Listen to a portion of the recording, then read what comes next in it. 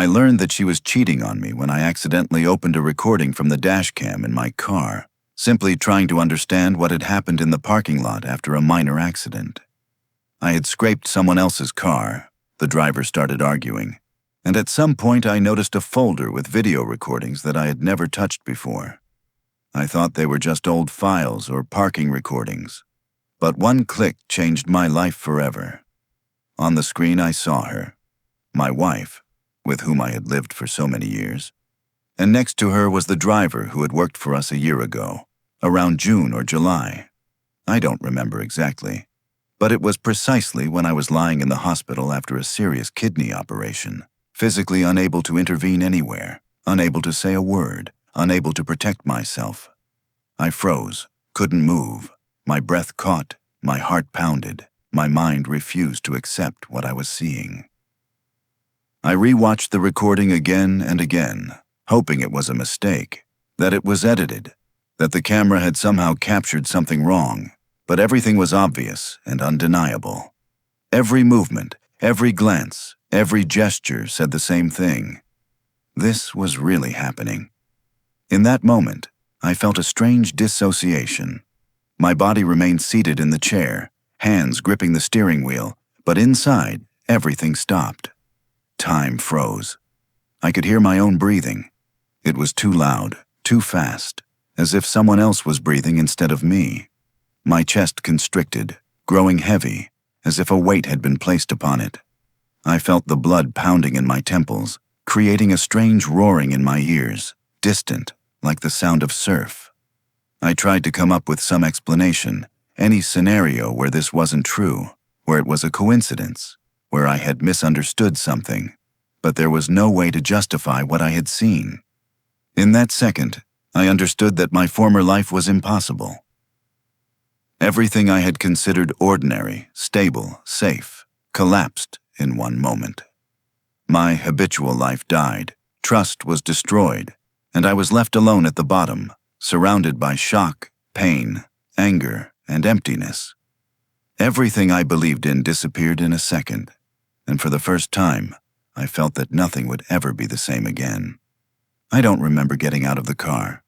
I only remember standing on the asphalt, which still retained the warmth of the July day, and feeling that warmth rising through the soles of my shoes. The only real sensation in a world that had ceased to make sense. People walked past. Someone was saying something, but the sounds reached me muffled, as if through water. I looked at my hands and didn't recognize them. They seemed alien and distant, like objects in a shop window. After seeing the first recording, I couldn't stop. Every time I sat at the computer, my mind demanded proof, and I began reviewing all the dashcam recordings. At first, I tried to find logic, explanations, coincidences, but with each new recording, I understood the terrible truth. This wasn't happening once, but frequently enough that it couldn't be dismissed as coincidence. I saw repeating dates, moments when I wasn't home, the hospital after the kidney operation, business trips, work days when I stayed late. And every time, frames flickered on the screen that couldn't be explained by simple friendly conversation. Everything looked cold, calculated, as if it were part of some carefully planned life I had never suspected. At night, I couldn't sleep. I lay in the silence of the bedroom, where her scent still lingered, light with a note of that perfume I had given her for her last birthday, and felt how that scent now burned. Every breath was torment. I listened to her breathing beside me, that even, calm breathing of someone who doesn't know that I know, and felt a strange mixture of hatred and pity. Hatred toward her, for the lies, for the betrayal, for the fact that she could sleep while I could not, and pity for myself, for the fact that I still lay beside her, for the fact that I couldn't get up and leave, for the fact that I still searched her face in her sleep, for some signs of remorse that weren't there and never had been. When I came home after another shocking discovery, I sat in silence, opened a bottle of whiskey, and took a sip, trying to calm myself somehow. I understood that the conversation would be difficult, that inside me boiled a mixture of anger, pain, shame, and betrayal. But I needed to act, and I waited for her to come home. Time stretched slowly. Each minute felt like an eternity, and my thoughts jumped from hatred to despair, from the desire to scream to the need to simply freeze. I watched the clock. The hands moved with mocking slowness. 6:42. She usually came home at 7. I took sip after sip, but the whiskey didn't warm, didn't soothe. It simply burned my throat, creating an illusion of warmth where there was only emptiness. I looked at our photos on the wall. Us at the beach in Nice 3 years ago. She's laughing, eyes closed. I'm holding her. Now it seemed like a photograph of strangers, actors in a film I had once watched and forgotten. I remembered how then, on that beach, I had thought about wanting to spend my whole life with her.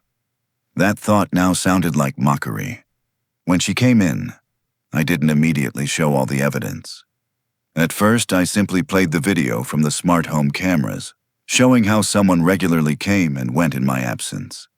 I said I knew about the visits, that I had noticed these movements, and asked who it was. She began to evade, saying that I had misunderstood everything, that these were friends, couriers, people I didn't know, that these were ordinary visits, and tried to change the subject. I watched how she chose her words, how she tried to wriggle out of it. But it was clear to me. This wasn't a one-time occurrence. It was a system, a habit, and now I couldn't close my eyes. I observed her face with terrible clarity, noticing every microsecond, every slightest change. How her jaw tensed when I mentioned the cameras, how her pupils dilated for a fraction of a second before she lowered her gaze, how her fingers gripped her purse handle tighter than necessary. I knew these signs now, learning to read her like a terrain map that I had once thought familiar, but now understood I had never truly known. When the evasions became obvious, I took out the Dashcam recordings and the message from the yoga instructor. On the screen flickered frames of her with the driver, and then the instructor's message, "Linda, everything was incredibly better than usual today. You've become more flexible." I watched as her face changed, as confident excuses disappeared, as she tried to find words but understood that hiding was no longer possible. I asked directly why this was happening, why she was doing this, why I had been deceived. In her eyes, I saw something I didn't expect. Not fear, not shame, but exhaustion. Deep, dried-out exhaustion, as if she too was tired of the lies, of the double life, of the constant tension. This lasted a second. Then she lowered her eyes, and I understood that she would no longer deny. But instead of relief, I felt only a new wave of pain, because the absence of denial meant that it was all true, that there was no mistake, no misunderstanding, that I had indeed lost everything I believed in. Then, for the first time, she spoke about herself without trying to hide the truth. She told me that she had psychological trauma, that there had been much pain in her past, that her father had cheated on her mother, and that perhaps this had left a mark on her perception of relationships. I listened, my heart constricting, but understood that this was an explanation, not a justification. I suggested going to a family psychologist, a counselor, to figure things out, to understand, to try to save something. And surprisingly, she agreed, though in her eyes I saw caution, distrust, and doubt. But the agreement was there, and this gave a small spark of hope that perhaps we could at least understand what had happened. I looked at her and tried to find in that face the woman I had loved. Somewhere there, beneath layers of exhaustion and defensive walls, she must have been. I searched for familiar features, the mole above her eyebrow, which she considered a flaw, but I found charming, the wrinkle by her eye that appeared when she laughed sincerely. But now everything seemed like a mask, a decoration, behind which I had never looked deeply enough. And the question that wouldn't let me rest, had I loved the real her, or only the one she had shown me? After all the revelations, I understood that I couldn't figure this out on my own. I needed to see the situation through the eyes of a third person, neutral and professional, so I suggested going to a family psychologist. We discussed how important it was to choose the right specialist, someone experienced with understanding of childhood trauma, infidelity, and family patterns, someone who could create a safe space where she could speak the truth and I could hear her without breaking down. We made an appointment, and I was still wary, but inside felt at least a small hope that we could somehow understand what had happened to us and how to move forward. The night before the first session, I didn't sleep until 3 in the morning. I walked around the apartment, touching things we had chosen together. The vase from Italy, the rug from Turkey, the books on the shelves, read together. Every object was a witness, a keeper of our shared life. I thought that perhaps all this had been a lie from the very beginning. Or maybe it had been truth. But truth she couldn't sustain for long, like someone who knows how to swim but constantly drowns because they don't believe the water can hold them. At the appointment, she was initially closed, barely speaking, answering briefly, avoiding eye contact, and I felt how the wall of distrust couldn't be broken with a single word. Every question from the psychologist, every silence between us accumulated tension, and I tried to remain calm, to listen, not to ask unnecessary questions, not to accuse, but inside everything was boiling. And suddenly a moment occurred that changed the entire meaning of the session. She had a breakdown. She gasped. Tears streamed down her face. Her voice trembled, and the words she spoke sounded as if all her past was spilling out. I sat there, frozen, not knowing what to do. Part of me wanted to approach, embrace, comfort. An old reflex, muscle memory of love. Another part screamed that this was manipulation, that this was another lie, that she was playing on my feelings. I remained in place, paralyzed by this conflict, feeling like a monster for being unable to show compassion, and a victim for the fact that compassion was still expected of me. The psychologist said something soothing, but I heard only a distant roar, as if I were underwater. She told me that she had lost her family in childhood, that her father had cheated on her mother and eventually abandoned them, that they lived in poverty and constant instability. She spoke of how hard it was to watch the family collapse, how they went hungry, how her mother tried to hold on while her father disappeared, leaving only emptiness and pain. Every word she said was like a blow.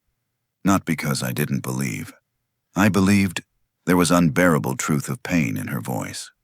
But because I understood, I was listening to the story of a stranger, a person who had existed before me, parallel to me, but had never truly been with me. I thought of my childhood, stable, protected, boring in its safety. She had never told me about this. There had always been something vague about a difficult childhood, but never this. And I understood that she hadn't trusted me with even this, not even her pain, not even her past. After college, she met a man and began a relationship with him. He was sad and closed, didn't have much money, and over time she began cheating on him, trying to fill the emptiness in her own life, trying to feel attention and the power of control. She was pregnant by him, and when the child was born, the man kicked her out, depriving her of housing and support. In the end, she had a child from her first marriage, whom she had lost, deprived of parental rights, and she told me that this was constant pain, the desire to see this child, and the inability to fix the past. I remembered how once, drunk at a party, she had said something incoherent about, "Don't judge me harshly, you don't know everything." I had thought then that it was just the alcohol, just emotions. Now I understood that she had been trying to tell me the truth but couldn't find the strength. And I hadn't asked then. I hadn't asked because I was afraid to hear, because I wanted to preserve the illusion. And now I had to pay for that cowardice, for the fact that I had preferred not to know. All her behavior, every mistake and infidelity, as she admitted, were part of a complex system of trauma and attempts to survive in a world that had shown her only betrayal and loss in childhood and youth. I listened to this in silence, feeling simultaneously shock, compassion, and anger. On one hand, I saw the roots of her behavior, understood the psychological trauma that shaped her actions. On the other, I couldn't accept that these actions had touched me personally, that my years of trust and love had been destroyed. At that moment, I felt an inner transformation. I stopped being simply a victim. I understood that I could observe, hear, and understand without dissolving completely in pain. I heard her, and this gave me strength. But I also realized that understanding doesn't equal forgiveness, that knowing the reasons doesn't remove the consequences. When we left the office, I held the door for her, automatically, without thought. She walked past, and our shoulders touched. I flinched from that touch, from its ordinariness, from how the body remembers what the mind rejects. In the elevator, we stood in opposite corners, looking at the walls, and I felt an invisible chasm growing between us, though physically we were closer than we had been in weeks. I thought about her child. Boy or girl, I didn't even know, she hadn't said. I thought about how somewhere there was a person who never knew their mother suffered like this, and about how I could never be a father to this child, even if I wanted to, because she was deprived of rights, and this was no longer my story. But it still left a mark on my life. The session ended, but I was left alone with my thoughts. I knew that now I understood the whole picture, the entire chain of her traumas, betrayals, and decisions that had led to our situation. And although this understanding gave clarity, it didn't make things easier. It gave responsibility. What to do with this knowledge, how to build life further, how to protect myself and make a decision about the future that couldn't be undone. That night, again, I didn't sleep. I lay there thinking about free will. She knew about her traumas, knew about the patterns. The psychologist confirmed this. So she made choices. Every time she opened the door to the driver, every time she lay with him, she knew what she was doing. Trauma explains, but doesn't justify. This thought became my anchor, the only thing I could hold on to in this sea of compassion that threatened to consume me. After we went through the session with the psychologist and she opened up for the first time, I tried to mend our relationship and return what could be saved. I understood that the traumas of the past wouldn't disappear immediately, but believed that with effort from both sides, we could build at least a partially healthy life. We went to family counseling. I watched her behavior. We discussed our feelings, tried to create shared habits, rebuild trust anew. The first 4 or 5 months went not badly. She stopped cheating, was attentive, showed care in daily life, as if returning to the role of a wife who knows how to support and care. I felt cautious relief, a small hope that perhaps we could restore at least part of what had been destroyed. During these months, I lived on pins and needles. Every ring of her phone made me tense. Every delay coming home from work, I would check where she was. I was learning to trust again, but this wasn't trust. It was accepting risk. I understood that at any moment everything could collapse, but chose to believe, because the alternative, constant suspicion, was unbearable. We cooked dinners together, went to movies, did what we had done before. But now I noticed details. How she averted her gaze when speaking about the past, how her voice changed when an unknown number called. I knew her now better than ever, and this knowledge was a curse, not a gift. But gradually, the situation began to repeat. The relapse happened just as suddenly as she had once relapsed with alcohol, without visible signs, without warning. I began noticing signs, small details that I had previously ignored but now couldn't close my eyes to. Sudden meetings, strange excuses, tension in her behavior. Everything I had built over these months collapsed again, and I understood that there was no longer any point in continuing to wait for change. My patience was exhausted, emotional resources depleted, and the pain from repeated betrayal became unbearable. I remember that day. October, cold sun, yellow leaves on wet asphalt. She said she was going to a friend's.